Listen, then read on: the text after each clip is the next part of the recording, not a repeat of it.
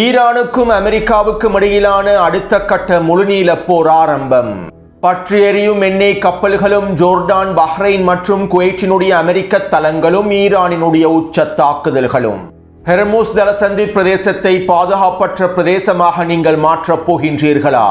நாங்கள் மத்திய கிழக்கு பிராந்தியத்தையே உங்களுக்கு நரகமாக மாற்றப் போகின்றோம். முழுமையாக இழுத்து மூடப்பட்டிருக்கக்கூடிய ஹெர்முஸ் ஜலசந்தி பிரதேசமும் அமெரிக்க தூதரகத்தை இலக்கு வைத்து மேற்கொள்ளப்பட்டிருக்கக்கூடிய ட்ரோன் தாக்குதல்களும் தெரித்து ஓடும் குர்திஸ் ஆயுத குழுக்களும். ஹெர்முஸ் ஜலசந்தி பிரதேசத்திலே நேருக்கு நேராக மோதிக்கொள்ளும் ஈரானிய கடற்படையினரும் இலக்கு வைக்கப்பட்டு சேதமடைந்திருக்கக்கூடிய அமெரிக்க போர்க்கப்பல்களும் பற்றி எரியும் ஹெர்முஸ் ஜலசந்தி பிரதேசமும். ஈரானுக்கு எதிரான தாக்குதல்களுக்காக பயன்படுத்தப்படும் சவுதி அரேபியாவினுடைய வான்பரப்பும் சவுதி அரேபிய அமெரிக்க தளங்களும் வெடித்து சிதறிய சவுதி அரேபிய கூட்டுப்படைகளின் மிக முக்கியமான ஆயுத கிடங்கும் யமன் ஹவுதிகளின் தரமான சம்பவங்களும். ஈரானிய தாக்குதலோடு இஸ்ரேலிய ஆக்கிரமிப்பின் வடக்கு பிரதேசத்தை இலக்கு வைத்து வீரியமான ஏவுகணை தாக்குதல்களை மீண்டும் ஆரம்பித்த ஹிஸ்புல்லா இராணுவத்தினரும் ஈரானுக்கு எதிரான அடுத்த கட்ட தாக்குதல்களை ஆரம்பிக்க போகும் இஸ்ரேலிய ஆக்கிரமிப்பு படைகளும்.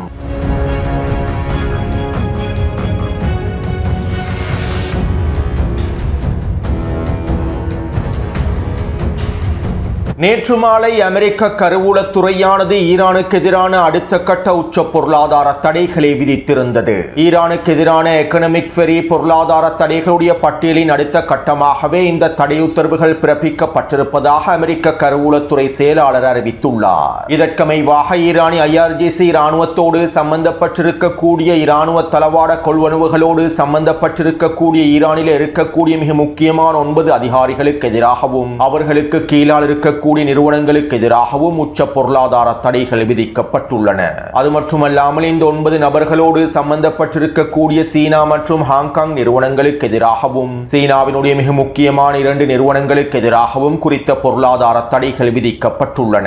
சீனா மற்றும் ஹாங்காங்கிலே இருக்கக்கூடிய இந்த ரகசிய நிறுவனங்கள் மூலமாகவே ஈரான் தளவாட கொள்வனவுகளை மேற்கொள்வதாகவும் சீனாவுக்கு சொந்தமான பல சரக்கு கப்பல்களை பயன்படுத்தி ஈரான் பல ஆயுத உற்பத்திகளையும் பரிமாற்றங்களையும் மேற்கொண்டு வருவதாகவும் அமெரிக்க கருவூலத்துறை சுட்டிக்காட்டியுள்ளது. மேலும் ஈரான் அவசரமாக ஒப்பந்தத்தில் கையொப்பமிட வேண்டும் என்பதற்காகவும் ஈரானுக்கு உச்சழுத்தங்களை வழங்கும் நோக்கத்தோடுமே இந்த பொருளாதார தடைகள் அடுத்த கட்ட தடைகள் விதிக்கப்பட்டிருப்பதாகவும் டொனால்ட் ட்ரம்பினுடைய நிர்வாக அதிகாரிகள் அறிவித்துள்ளார்கள். கடந்த 47 ஆண்டுகளுக்கு மேலாக அமெரிக்கா ஈரானுக்கு எதிரான உச்ச பொருளாதார தடைகளை விதித்து வருகின்றது.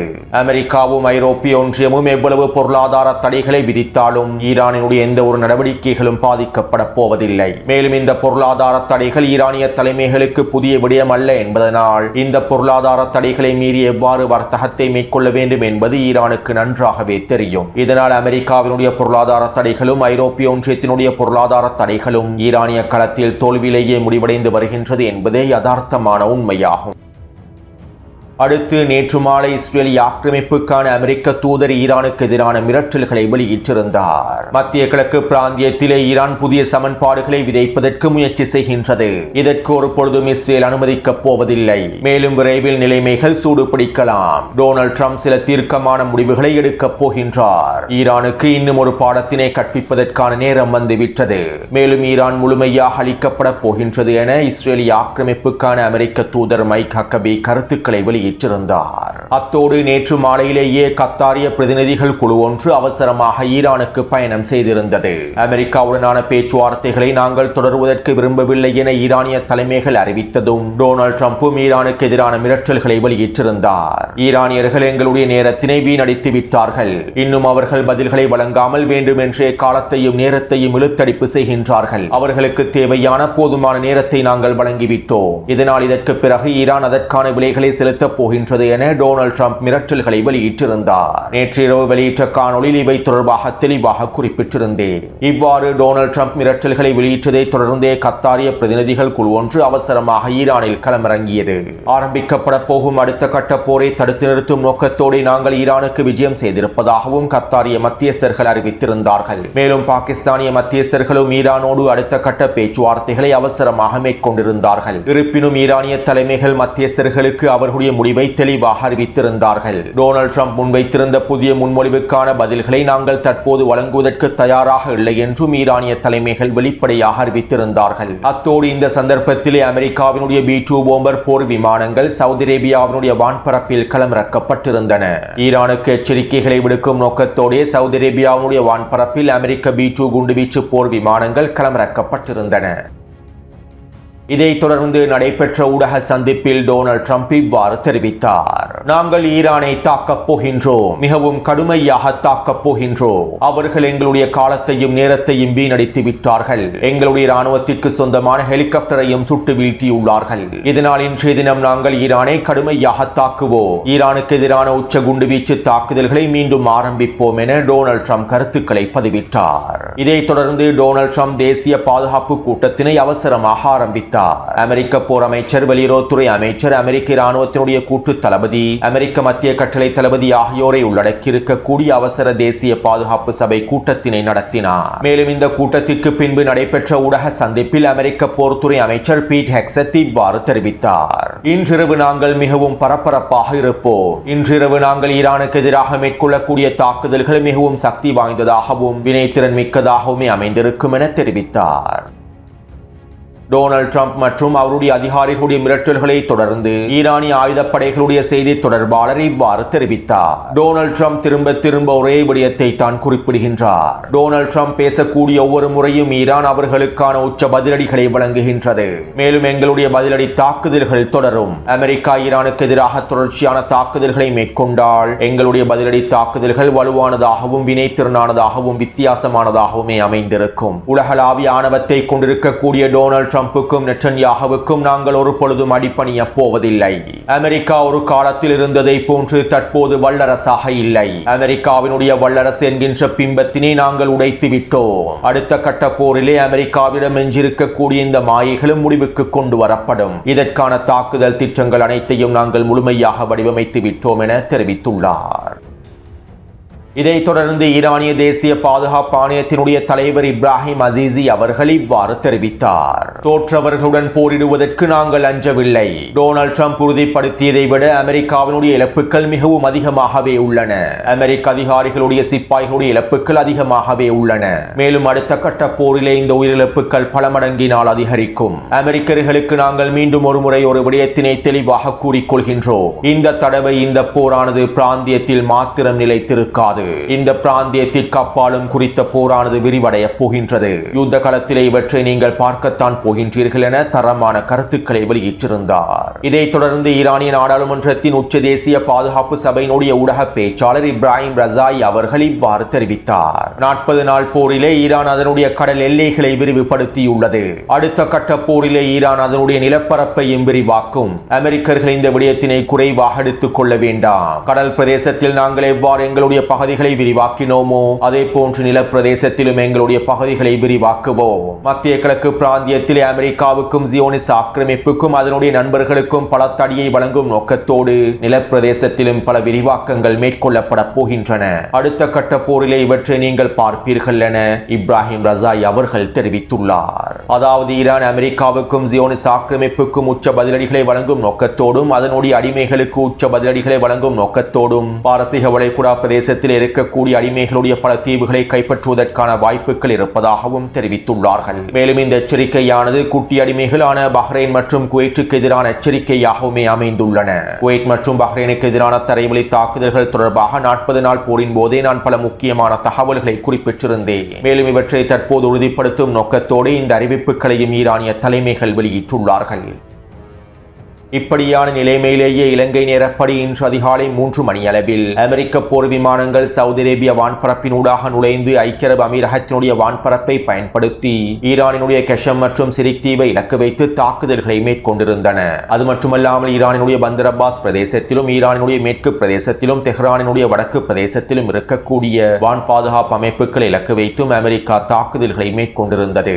இந்த தாக்குதல்களிலே குறைந்தது 4 வான் பாதுகாப்பு அமைப்புகள் அளிக்கப்பட்டிருப்பதாக தெரிவிக்கப்படுகின்றது. மேலும் கஷம் தீவிலும் சிரிக் தீவிலும் இருக்கக்கூடிய தொலைத்தொடர்பு சாதனங்களும் வான் பாதுகாப்பு அமைப்புகளும் இன்னும் மூலோபாய முக்கியத்துவம் வாய்ந்த சில முக்கியமான தளங்களும் இலக்கு வைக்கப்பட்டுள்ளன. மேலும் குறித்த தீவுகளுக்கு அருகாமையில் இருக்கக்கூடிய ஈரானிய கடற்படை தளத்தை இலக்கு வைத்தும் அமெரிக்கா தாக்குதல்களை மேற்கொண்டிருந்தது. கிட்டத்தட்ட 2 தளங்களை இலக்கு வைத்து தாக்குதல்கள் மேற்கொள்ளப்பட்டிருப்பதாக தகவல்கள் வெளியாகியுள்ளன. இவ்வாறு அமெரிக்கா தாக்குதல்களை மேற்கொண்டு அரை மணித்தியாலத்திற்குள்ளேயே ஈரானிய கடற்படையினர் பதிலடி தாக்குதல்களை ஆரம்பித்தார்கள். இதன் ஆரம்பமாக ஓமான் வளைகுடா எல்லை பகுதியிலே நிலை கொண்டிருக்கக்கூடிய அமெரிக்க போர்க்கப்பல்களுக்கு எதிராக உச்சேவுகணை தாக்குதல்களை மேற்கொண்டார்கள். குரூஸ் ஏவுகணைகளையும் ட்ரோன்களையும் பயன்படுத்திய இந்த தாக்குதல்கள் மேற்கொள்ளப்பட்டிருந்தன. மேலும் இந்த தாக்குதலின் போது அமெரிக்காவுடைய 2 நாசகார சிறிய போர்க்கப்பல்கள் சேதமடைந்திருப்பதாக தகவல்கள் வெளியாகியுள்ளன.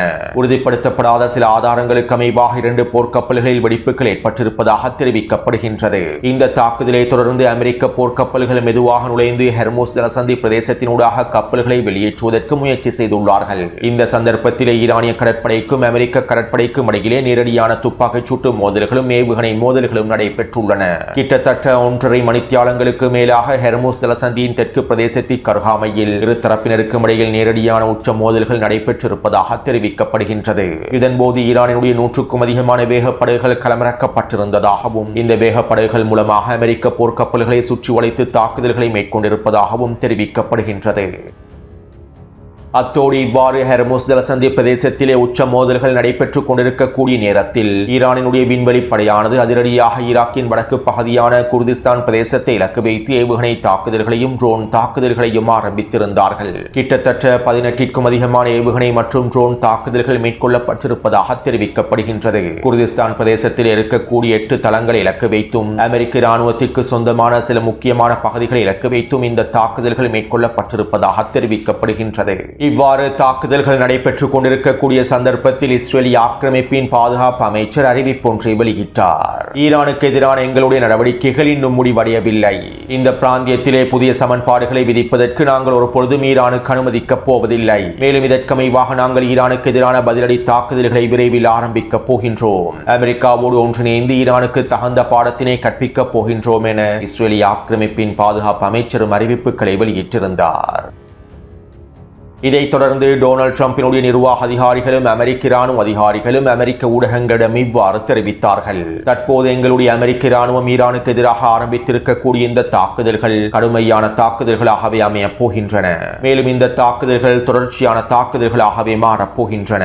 ஹெர்முஸ் ஜலசந்தி பிரதேசத்தினை முழுமையாக திறக்கும் நோக்கத்தோடும் ஒப்பந்தத்தில் ஈரான் முழுமையாக கையொப்பமிடுவதற்கான அழுத்தங்களை வழங்கும் நோக்கத்தோடுமே தற்போது நாங்கள் தாக்குதல்களை ஆரம்பித்துள்ளோம். தற்போது எங்களுடைய கவனமானது ஹெர்முஸ் சந்தி பிரதேசத்திலும் அதனை சுற்றி இருக்கக்கூடிய ஈரானின் கடற்கரை பிரதேசங்களிலும் காணப்படுகின்றன. குறித்த பகுதிகளை முழுமையாக சிதைப்பதன் மூலமாக ஹெர்முஸ் ஜலசந்தி பிரதேசத்தை முழுமையாக மீட்டெடுக்க முடியும். இதற்கமைவாகவே தற்போது அமெரிக்க இராணுவம் அடுத்த கட்ட தாக்குதல்களை ஆரம்பித்துள்ளன. மேலும் ஈரானிய ஆட்சியாளர்கள் எங்களுடைய ஒப்பந்தத்தில் முழுமையாக கையொப்பமிடும் வரை எங்களுடைய தாக்குதல்களை நீ தொடரப் போகின்றது என டொனால்ட் ட்ரம்பினுடைய நிர்வாக அதிகாரிகளும் அமெரிக்க இராணுவ அதிகாரிகளும் அமெரிக்க ஊடகங்களிடம் தெரிவித்தார்கள். அதாவது அமெரிக்கா ஈரானுக்கு எதிரான வரையறுக்கப்பட்ட தாக்குதலை ஆரம்பிக்க ஈரானுக்கு எதிரான நீடித்த தொடர்ச்சியான தாக்குதல்களை ஆரம்பித்துள்ளது. ஹெர்முஸ் ஜலசந்தி பிரதேசத்தினை முழுமையாக திறப்பதற்காகவும் ஒப்பந்தத்தில் ஈரானிய தலைமைகள் முழுமையாக கையொப்பமிட வேண்டும் என்பதற்காகவும் இதற்கான அழுத்தத்தை வழங்கும் நோக்கத்திலுமேயே அமெரிக்கா தற்போது ஈரானுக்கு எதிரான அடுத்த கட்ட முழுநீள போரை ஆரம்பித்துள்ளது. அத்தோடு டொனால்ட் ட்ரம்பினுடைய நிர்வாக அதிகாரிகளுடைய இந்த அறிவிப்புகளை தொடர்ந்து ஈரான் குர்திஸ்தான் பிரதேசத்தில் இருக்கக்கூடிய அமெரிக்க தளங்களை இலக்கு வைத்தும் அமெரிக்காவுடைய தளவாட தளங்களை இலக்கு வைத்தும் அதிரடியான ஏவுகணை தாக்குதல்களையும் ட்ரோன் தாக்குதல்களையும் மேற்கொண்டிருந்தது. இந்த தாக்குதலினால் குறித்த பிரதேசத்திலே 4 வெடிப்புகள் பதிவாக இருப்பது உறுதி செய்யப்பட்டது. இதைத் தொடர்ந்து அமெரிக்கா மீண்டும் ஈரானுக்கு எதிரான தாக்குதல்களை ஆரம்பித்தது. ஈரானுடைய கடற்கரை பிரதேசங்களை இலக்கு வைத்து ஏவுகணை தாக்குதல்கள் மேற்கொள்ளப்பட்டிருந்தன. மேலும் இந்த ஏவுகணைகளில் 90% ஏவுகணைகளை ஈரானிய வான் பாதுகாப்பு படைப்பிரிவினர் முழுமையாக சுட்டு வீழ்த்தியுள்ளார்கள். அமெரிக்க ட்ரோன் ஒன்றையும் சுட்டு வீழ்த்தி இருப்பதாக தெரிவிக்கப்படுகின்றது.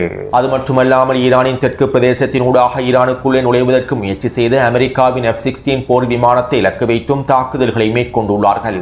இந்த தாக்குதல்களை தொடர்ந்து குறித்த போர் விமானம் ஈரானிய வான்பரப்பிலிருந்து முழுமையாக வெளியேறியுள்ளது. எந்தவிதமான தாக்குதல்களையும் மேற்கொள்ளாமல் தப்பியோடியுள்ளது.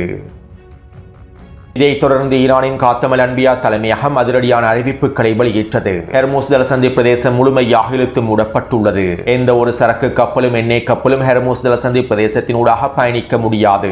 மேலும் எந்த ஒரு கப்பலும் பயணிப்பதற்கு முயற்சி செய்தால் நாங்கள் அந்த கப்பல்களை இலக்கு வைத்து உச்ச தாக்குதல்களை மேற்கொள்வோம் என ஈரானிய IRGC ராணுவம் அதிரடியான அறிவிப்புகளை வெளியிட்டது. மேலும் இவ்வாறு அறிவிப்புகளை வெளியிட்டு 1-2 மணித்தியாலங்களுக்குள்ளேயே ஹெர்முஸ் ஜலசந்தி பிரதேசத்தினை கடப்பதற்கு முயற்சி செய்த 2 எண்ணெய் கப்பல்களை இலக்கு வைத்து தாக்குதல்களை மேற்கொண்டார்கள். இந்த தாக்குதலினால் குறித்த 2 எண்ணெய் கப்பல்களும் தீப்பற்றி எரிகின்றன. மேலும் இந்த தாக்குதல்களை தொடர்ந்து ஹெர்முஸ் ஜலசந்தி பிரதேசத்திற்கு அருகாமையில் இருக்கக்கூடிய அனைத்து கப்பல்களும் முழுமையாக பின்வாங்கிவிட்டன. ஹெர்முஸ் ஜலசந்தி பிரதேசம் முழுமையாக இழுத்து மூடப்பட்டுள்ளது. ஈரானிய வேகப்படைகள் களமிறக்கப்பட்டு முழுமையாக நிலைநிறுத்தப்பட்டுள்ளார்கள். இதைத் தொடர்ந்து ஈராக்கினுடைய பக்தாத் அமெரிக்க தூதரகத்திற்கு அருகாமையிலும் தாக்குதல் ஒன்று மேற்கொள்ளப்பட்டுள்ளது. அமெரிக்க தூதரகத்திற்கு அருகாமையில் இருக்கக்கூடிய கட்டிடத்தை இலக்கு வைத்து இந்த தாக்குதல் மேற்கொள்ளப்பட்டுள்ளது. மேலும் குறித்த தாக்குதலானது ஈரானினால் மேற்கொள்ளப்பட்ட தாக்குதலா அல்லது ஈராக் எதிர்ப்பு குழுக்களால் மேற்கொள்ளப்பட்டுள்ள தாக்குதலா என்பது இன்னும் உறுதி செய்யப்படவில்லை. ஈரானுக்கு எதிரான அடுத்த கட்ட தாக்குதல்களை அமெரிக்கா மீண்டும் ஆரம்பித்தால் நாங்கள் அமெரிக்க தூதரகத்தை இலக்கு வைத்தும் அமெரிக்காவுடைய நலன்களை இலக்கு வைத்தும் மீண்டும் வீரியமான தாக்குதல்களை ஆரம்பிப்போம் என ஈராக் எதிர்ப்பு குழுக்கள் எச்சரிக்கைகளை வெளியிட்டிருந்தார்கள். எனவே இதற்கமைவாக அமெரிக்க தூதரகத்தை இலக்கு வைத்து ஈராக் எதிர்ப்பு குழுக்கள் தாக்குதல்களை மேற்கொண்டிருப்பதற்கான வாய்ப்புகள் அதிகமாக இருக்கின்றன. இந்த தாக்குதல்களை தொடர்ந்து ஈரான், பஹ்ரைன் மற்றும் குவைத்தில் இருக்கக்கூடிய அமெரிக்க நலன்களை இலக்கு வைத்து அதிரடியான ஏவுகணை தாக்குதல்களை மேற்கொண்டிருந்தது. மேலும் பஹ்ரைனினுடைய தலைநகரை இலக்கு வைத்து ட்ரோன் தாக்குதல்களையும் மேற்கொண்டிருந்தது.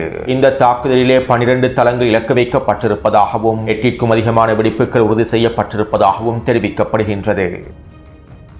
இதைத் தொடர்ந்து ஈரான் அதிரடியாக ஜோர்டானில் இருக்கக்கூடிய அல் அஸ்ரக் கட்டளை தளத்தை இலக்கு வைத்து தாக்குதல்களை ஆரம்பித்தது. குறித்த தளமானது ஜோர்டானிய தலைநகருக்கு கிழக்கு பிரதேசத்திலே 100 கிலோமீட்டர் தொலைவில் ஜோர்டான் மற்றும் அமெரிக்க இராணுவத்தினால் முழுமையாக கட்டுப்படுத்தக்கூடிய வழிநடத்தக்கூடிய முக்கியமான தளமாகவே பார்க்கப்படுகின்றது. இந்த தளத்திலே கிட்டத்தட்ட 35க்கும் அதிகமான F-35 போர் விமானங்களும் 15க்கும் அதிகமான F-15 போர் விமானங்களும் அமெரிக்காவினுடைய எரிபொருள் நிரப்பு விமானங்களும் நிலைநிறுத்தப்பட்டுள்ளன.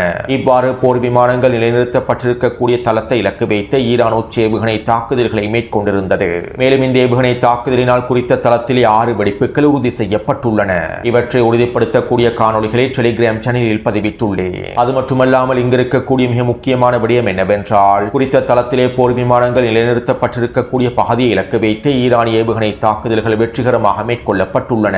இதனால் பெரும்பாலும் குறித்த தாக்குதலில் மாத்திரம் 5க்கும் அதிகமான போர் விமானங்கள் சேதமடைந்து அல்லது அழிக்கப்பட்டிருக்கலாம் என தெரிவிக்கப்படுகின்றது. இந்த தாக்குதல்களை தொடர்ந்து ஈரானிய IRGC விண்வெளி படையினுடைய தளபதி இவ்வாறு தெரிவித்தார். புனித பிரதேசமான ஹெர்முஸ் ஜலசந்தி பிரதேசத்தினை நீங்கள் பாதுகாப்பற்ற பிரதேசமாக மாற்றுகின்றீர்களா? மீண்டும் ஈரானுக்கு எதிரான போரை ஆரம்பித்து வெற்றிலக்குகளை அடைந்து கொள்ள முடியும் என நீங்கள் நினைக்கின்றீர்களா? உண்மையில் நாங்கள் இந்த பிராந்தியத்தை உங்களுக்கு நரகமாக்கப் போகின்றோம். இந்த பிராந்தியத்திலிருந்து அமெரிக்கா வெளியேறுவதே இறுதி தீர்வாக அமைந்திருக்கும். மேலும் அமெரிக்கா இந்த பிராந்தியத்தை விட்டு தெரித்து ஓடும் வரை எங்களுடைய பதிலடி தாக்குதல்கள் தொடரும். மேலும் இந்த விரிவான போரிலே அமெரிக்கா இன்னும் அதிகளவான இழப்புகளை சந்திக்கப் போகின்றது என அவர் அதிரடியான கருத்துக்களை வெளியிட்டிருந்தார். அத்தோடு இவ்வாறு ஈரான் உச்ச தாக்குதல்களை மேற்கொண்டு வரக்கூடிய சந்தர்ப்பத்தில் யெமனினுடைய தெற்கு பிரதேசத்திலே மிகப்பெரிய வெடிப்பு சம்பவம் ஒன்று பதிவாகியது. அதாவது யெமனினுடைய தெற்கு பிரதேசத்தில் இருக்கக்கூடிய சவுதி அரேபிய கூட்டுப்படைகளின் மிக முக்கியமான மிகப்பெரிய ஆயுத களஞ்சிய சாலை வெடித்து சிதறியது. குறித்த பிரதேசத்தில் இருக்கக்கூடிய தெற்கு கவுன்சிலுக்கு ஆதரவான உளவாளிகளே இவ்வாறான வேலை திட்டங்களை மேற்கொண்டிருப்பதாக கூறப்பட்டாலும் யெமன் ஹவுதி இராணுவத்தினுடைய ட்ரோன் தாக்குதலின் விளைவாகவே குறித்த ஆயுத கிடங்கில் மிகப்பெரிய வெடிப்பு ஏற்பட்டிருப்பதாக சில ஆதாரங்கள் உறுதிப்படுத்தியுள்ளன. அதாவது யெமன் ஹவுதி இராணுவத்தினர் யெமனினுடைய களத்திலே சவுதி அரேபியாவின் கூட்டுப்படைகளுக்கு எதிராக அதிகளவான இழப்புகளை ஏற்படுத்தி வருகின்றார்கள். சவுதி அரேபிய கூட்டுப்படைகளுடைய தளபதிகளை தட்டி தூக்கியது மாத்திரமல்லாமல் தற்போது மிகப்பெரிய ஆயுத கிடங்கையை முழுமையாக அழித்து விட்டார்கள். அத்தோடு இவ்வாறு யெமனிலே மிகப்பெரிய வெடிப்பு பதிவாகிய சந்தர்ப்பத்தில் ஹிஸ்புல்லா இராணுவத்தினர் இஸ்ரேலிய ஆக்கிரமிப்பின் வடக்கு பிரதேசத்தை இலக்கு வைத்து ஏவுகணை தாக்குதல்களை ஆரம்பித்தார்கள். கிட்டத்தட்ட 10க்கும் அதிகமான ஏவுகணை தாக்குதல்கள் மேற்கொள்ளப்பட்டிருந்தன. மேலும் இஸ்ரேலிய ஆக்கிரமிப்பின் வடக்கு பிரதேசத்தில் நிலை கொண்டிருக்கக்கூடிய இஸ்ரேலிய ஆக்கிரமிப்பு இராணுவ தளங்களை இலக்கு வைத்தும் அயன்டோம் பேட்டரிகளை இலக்கு வைத்தும் அதிரடியான ட்ரோன் தாக்குதல்களையும் மேற்கொண்டிருந்தார்கள். இந்த தாக்குதல்களிலே 2 அயன்டோம் பேட்டரிகள் அளிக்கப்பட்டிருப்பதாக தெரிவிக்கப்படுகின்றது.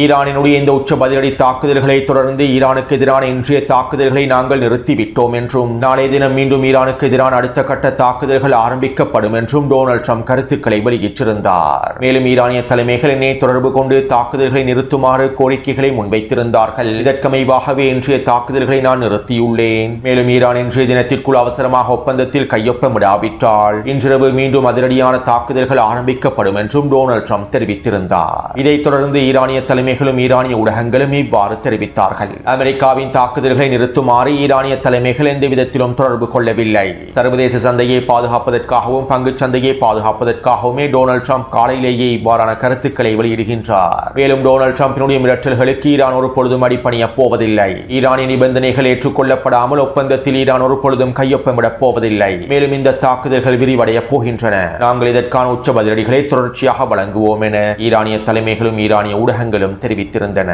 எனவே ஹெர்முஸ் ஜலசந்தி பிரதேசத்தினை முழுமையாக திறக்கும் நோக்கத்தோடும் ஒப்பந்தத்திலே ஈரான் கையொப்பமிடுவதற்கான அழுத்தங்களை வழங்கும் நோக்கத்தோடும் டொனால்ட் ட்ரம்ப் தற்போது ஈரானுக்கு எதிரான தொடர்ச்சியான தாக்குதல்களை ஆரம்பித்துள்ளார். மேலும் இது அடுத்த கட்ட போராகவே மாறியுள்ளது. இன்றிரவும் தாக்குதல்கள் தொடரப் போகின்றன. ஈரானுடைய பதிலடி தாக்குதல்களும் தொடரப் போகின்றன. மேலும் இந்த காணொலி தொடர்பான கருத்துக்களை பதிவிடுங்கள். அடுத்த காணொலியை விரைவாக பதிவிடுகின்றேன். தொடர்ந்தும் என்னுடன் இணைந்திருங்கள். நன்றி, வணக்கம்.